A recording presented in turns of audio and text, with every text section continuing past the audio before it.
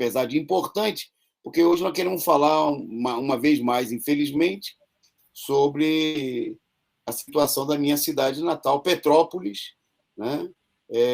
Duramente castigada. E o pior, né, André? Eu vou passar a bola para você. Ontem a gente falou bastante também desse tema, mas é muito importante, é que as previsões são de que o número de mortos deve dobrar, porque Exatamente. já tem um anúncio de que está se chegando aí a 120 mortos hoje, contabilizados, mas tem pelo menos 140 desaparecidos. Com você, André.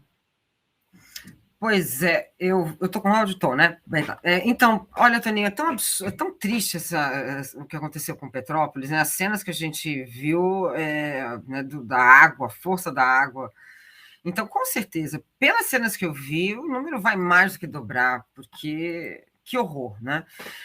A grande questão, Toninho, é o seguinte, né? Nós estamos lidando no mês de fevereiro já com o terceiro, no mínimo, o terceiro acidente, né?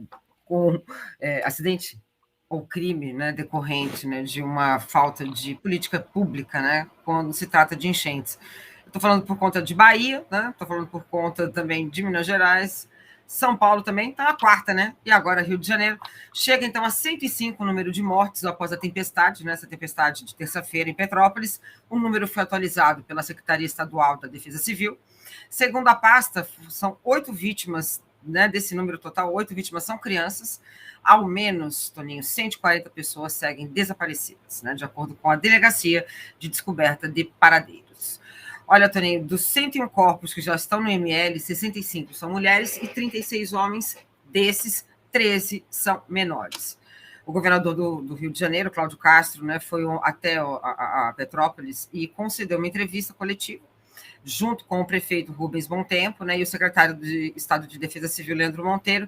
Ele, né, lá, nessa entrevista, eles falaram que foi a pior chuva desde 1932, né, foram 240 milímetros em 2 horas, em cada 2 horas. Foi uma chuva extraordinariamente forte, né? Cerca de 500 bombeiros estão envolvidos ainda, né, em busca de desaparecidos, Toninho. E, além da corporação, os moradores também estão ajudando, né, da região, a Defesa Civil também. A Polícia Civil montou uma força-tarefa com cerca de 200 agentes para coletar informações e percorrer os pontos de apoio e abrigos na cidade. E aí, Toninho, para piorar a situação, é que a previsão é de mais chuva por esses dias. Situação muito, muito grave, muito triste.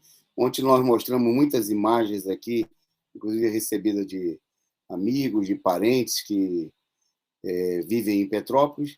Eu convivi muito tempo, toda a minha juventude, que eu nasci na cidade, morei aí até a minha maioridade, né?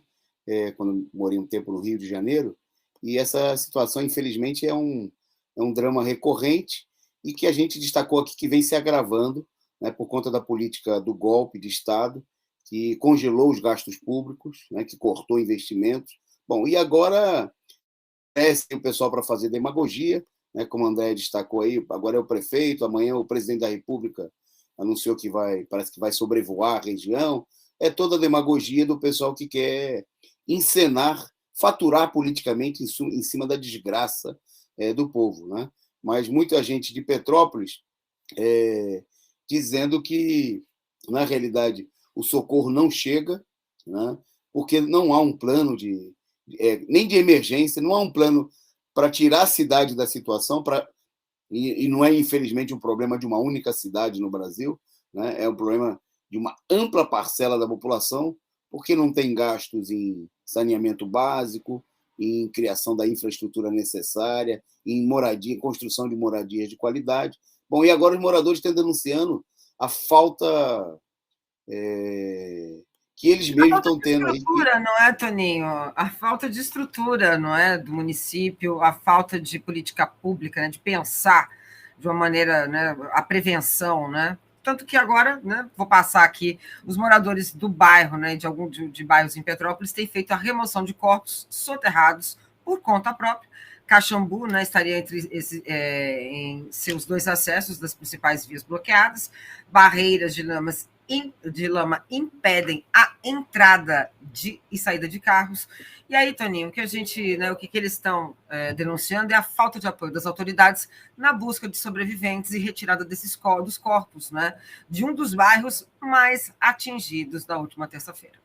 Segundo relatos de moradores, né, o acesso foi bloqueado pela lama, né, e o entulho. Então, as famílias que estão, né, ali nos bairros fazendo a remoção das vítimas soterradas. Só na manhã dessa quinta-feira, né, de manhã, 2 corpos teriam sido removidos da lama, né, pelos próprios vizinhos. Toninho, imagina o trauma, porque você já está numa situação de estresse, né, uma situação que você já perdeu a moradia, muitos perderam famílias, perdendo vizinho.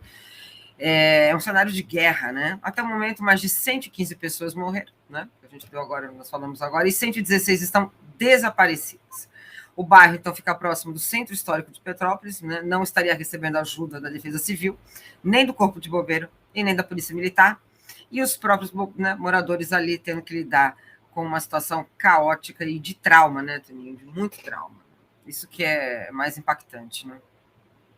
É isso aí, André. E Petrópolis, que é uma cidade muito bonita, né? Cidade serrana, mas que infelizmente é bonita aos olhos dos turistas, mas que, como toda cidade de porte médio, de porte grande, tem uma periferia muito grande de gente pobre que está vivendo numa situação muito difícil, e por isso, né, não por opção, o pessoal é forçado a ir morar em condições de loteamentos irregulares, de encostas, né?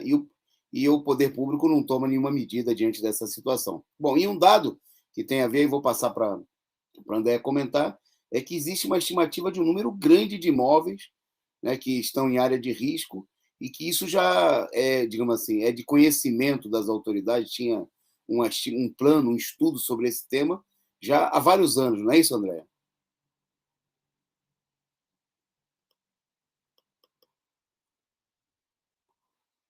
Ora, obrigada. É tão absurdo, porque essa situação se repete, né, de uma maneira, se não por tragédia, por farsa, sabe, Toninho? Porque quando aconteceu, eu só vou lembrar um caso, porque quando aconteceu Bento Rodrigues, né, em Mariana, que foi né, a Samarco tinha feito há 2 anos um inventário. Então, 2 anos antes do ocorrido, eles tinham feito inventário, e nesse inventário eles sabiam de tudo que tinha no distrito de Bento Rodrigues. Então, de cada casa, quantidade de garfo, galinha, ovo, tudo, né?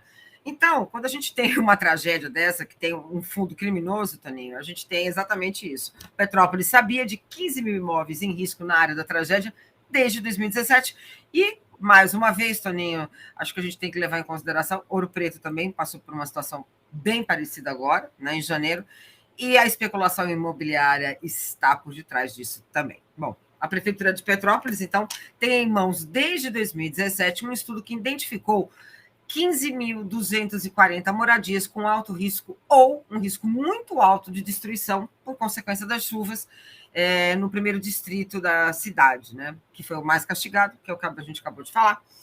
Choveu em apenas 3 horas, Toninho, o maior volume esperado para todo o mês de fevereiro, provocando, então, os deslizamentos das encostas, os alagamentos, fortes correntezas, nas cenas que eu comentei que foram horrorosas, né? O pânico, o desespero das pessoas, muita lama, né? Suficiente para arrastar carro, quebrar, né? Acabar com as lojas do comércio, com moradias, né? As moradias que precisam, e muita gente, né, Toninho, perdendo o único bem que tem, que é sua casa, né? Seus imóveis, enfim, e a vida, né?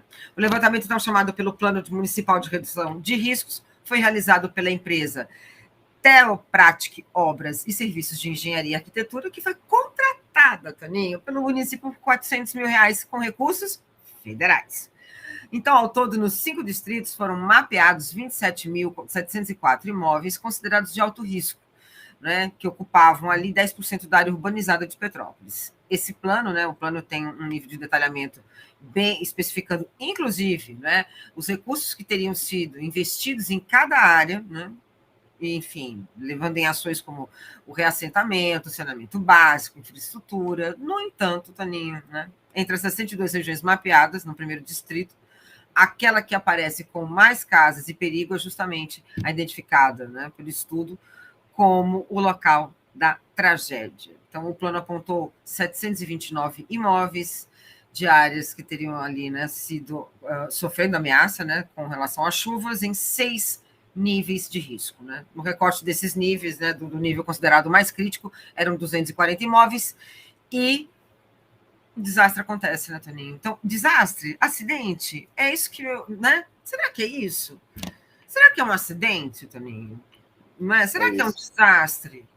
Acho que a gente está usando, não é, o nome errado. Não é? É isso, que mostra, e só para a gente fechar esse ponto, o cinismo, né?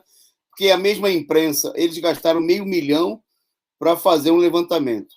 Aí ninguém adota nenhuma medida, e a imprensa, que até dias atrás estava fazendo campanha a favor da redução dos gastos públicos, a imprensa que apoiou o golpe para congelar os gastos públicos por 20 anos com o Temer, como foi feito, e que é a favor do teto de gastos, ou seja, que tem que gastar menos que a população, né, para deixar a população morrer de fome, morrer nas enchentes, morrer no desemprego, para sustentar os parasitas dos banqueiros, né, daqueles que vivem às custas da miséria do povo.